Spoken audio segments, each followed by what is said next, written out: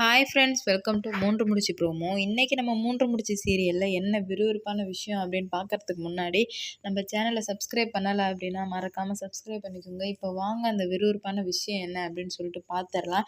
இப்போ சுந்தரவல்லிக்கு ஜெயில் வாழ்க்கையிலேருந்து தப்பிக்க வச்சதே நம்ம நந்தினி தாங்க.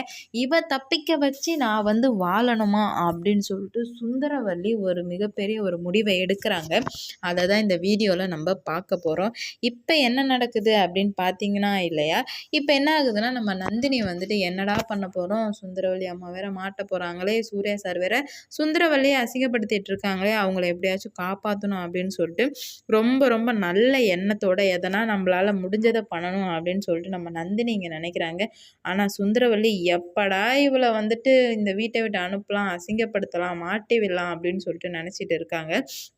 அதுதான் நம்ம நந்தினிக்கும் சுந்தரவல்லிக்கும் உள்ள வித்தியாசம்.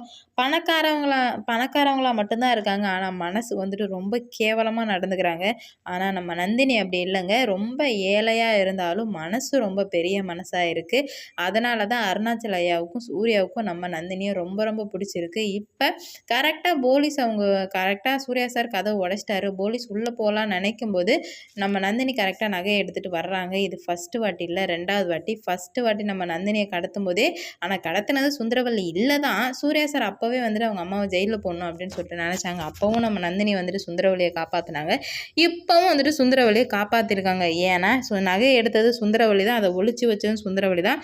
இந்த விஷயம் எல்லாருக்குமே தெரியும். யாருன்னா மாதவி சுரேகாவுக்கு உடனே மாதவிக்கு பயம் வந்துடுது.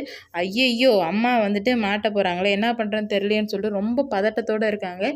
அப்போ தான் நம்ம நந்தினி இவங்கெல்லாம் ஏன் ரொம்ப பதட்டத்தோடு இருக்காங்க அப்படின்னு சொல்லிட்டு போய் கேட்கும்போது நம்ம மாதவி உண்மையை உளறிடுறாங்க.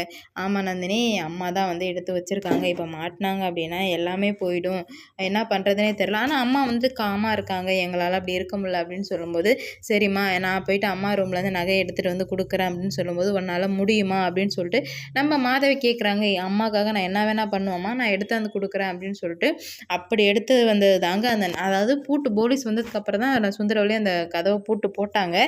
ஏன்னா அந்த ரூமை செக் பண்ணக்கூடாது அப்படின்னு. அதுக்கு முன்னாடியே நம்ம நந்தினி சுந்தரவல்லியை காப்பாற்றுறதுக்காக நகையை எடுத்துடுறாங்க.